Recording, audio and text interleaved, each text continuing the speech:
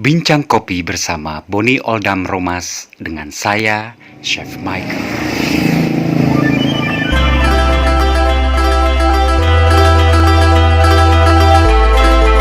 Selamat pagi, apa kabar Sobat Sobajo? Kali ini Om Mike sedang ada di Ruteng di Kopi Mane. Pasti kamu tahu kemana dong?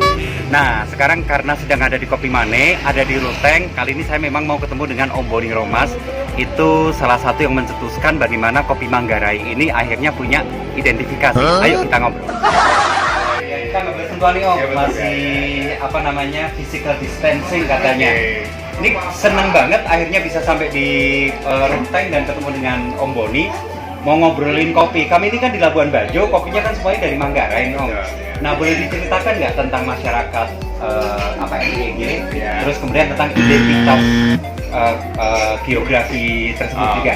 Baik, begini Michael. Jadi kopi ini sekarang menjadi sesuatu yang menarik karena kita masuk pada third wave of coffee, di mana orang itu mulai minum kopi itu bukan sekedar hanya ada di cangkir, tetapi sekarang orang mulai ingin mengetahui kopi itu bagaimana prosesnya, dari mana, di ketinggian berapa, kemudian bagaimana cara gorengnya sampai kepada dari cangkirnya. Itu yang disebut dengan third wave of drinking coffee itu. Itu yang menjadi menarik sekarang, sehingga orang itu berlomba-lomba untuk menjual kopi itu bukan cuma menjual produknya. Sebenarnya saya pernah bilang itu beyond the product. Jadi ceritanya, sejarahnya, pertanian pertamanya, prosesnya seperti apa. Semua ini yang membuat kopi itu sekarang menjadi menarik. Jadi komoditi dari karena itu. Nah, khusus tentang kopi Manggarai ini, kita itu garis besar kopi ada dua kan, Robusta dan Arabica. Kan? Nah, kopi Arabica ini itu sekarang sudah mendapatkan apa disebut dengan sertifikat indikasi geografis. Oh, yang Arabica. Ya, Arabica. Indikasi geografis dari Ditjen Haki. Hak intelektual itu dari Departemen Hukum. Nah, itu kita sudah dapat pada tahun 2018. Mengapa ini penting? Karena untuk mendapatkan sertifikat itu membutuhkan suatu proses cukup panjang, di mana kita bisa mengetahui keterunutan dari hulu sampai ke hilir. Sehingga kalau kita menjual kopi itu, orang yang minum itu tahu ini kopi ditanam di mana, ketinggian berapa, prosesnya apa, cara jemurnya di mana, kemudian kadar airnya berapa, roastingnya mau seperti apa, sampai perseduhnya itu seperti apa, berapa gram. Nah, ini yang menarik tentang kopi itu. Nah, kopi Manggarai ini sudah sampai situ. Dan ini sekarang apa yang dilakukan ini dalam gelombang ketiga minum kopi ini, orang sekarang lebih cenderung kepada namanya single origin coffee, untuk membedakan dari pada umumnya misalnya blended, jadi semua kopi dicampur sampai berapa selera. Tapi kalau kita tidak, jadi setiap orang merasakan bagaimana bedanya. Misalnya kopi Arabica yang kita punya misalnya sekarang, Arabica yang proses full boss sama semi bossnya sudah beda, ya kan?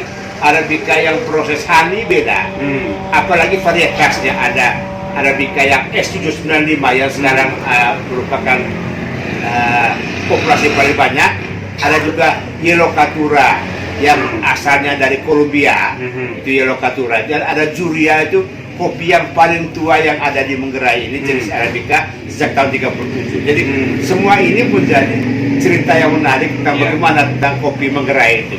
Iya, nah tahun 37 Juria sudah masuk sini ya. Ini menarik sekali karena sebenarnya masuknya kopi di Indonesia itu bagian daripada kultur stelsel-nya Belanda. Itu tahun 30-an setelah Belanda kehilangan begitu banyak uang karena perang Jawa dan perang Padri tahun 25-30.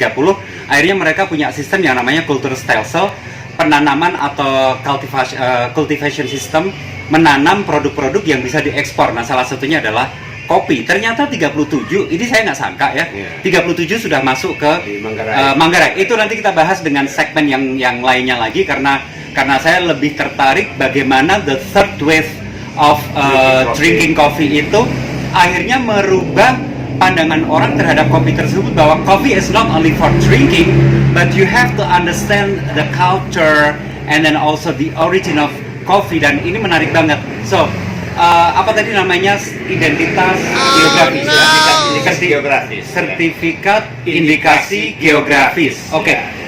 siapa yang menilai ini, Om? Maksud saya gini, kalau haki itu kan dia hanya sampai kepada hak intelektual terhadap kekayaan alam misalkan kayak gitu, dia berikan semacam paten gitu kan namanya.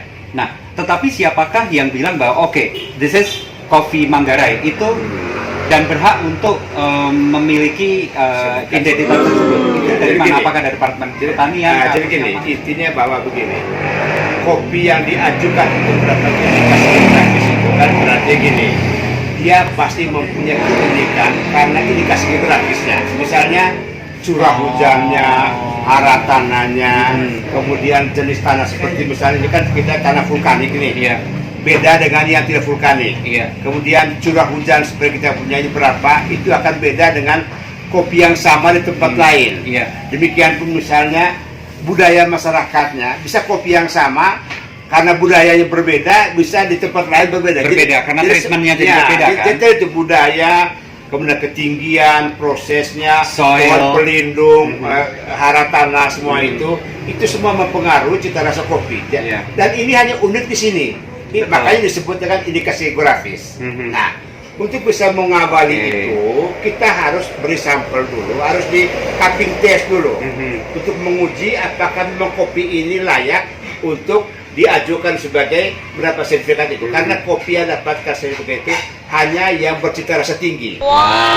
Itu beneran kalau panjang sih luar biasa kan? Nggak kebayang prosesnya kayak apa. Jadi itu kita namanya cupping test dulu. Sampai mendapat angka skor di atas 8. Kopi kami ini minimum 8,2 dan maksimum 8,7. Jadi itu sudah kopi terbaik itu. Jadi kalau kopi specialty harus minimum 8.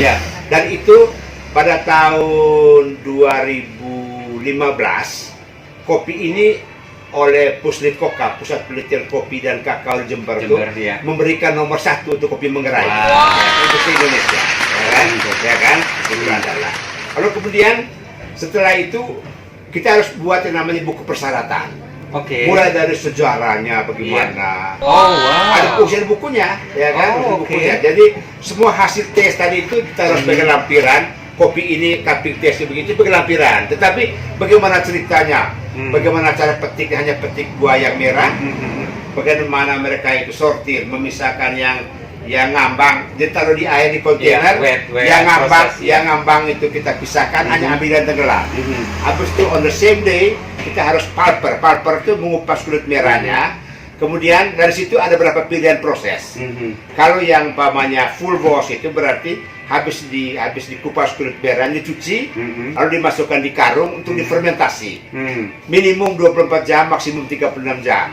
Setelah itu dibongkar lagi, dicuci lagi, itu namanya full wash, jadi 2 kali cuci, ya kan? Nah setelah itu baru dijemur dan itu pun tidak boleh di tanah. Di para seperti jaring-jaring itu di ketinggian supaya tidak nyerap, karena kopi ini sangat nyerap bau tanah, bau lumpur, bau rumput. Jadi dia itu harus cara jemurnya juga itu harus khusus.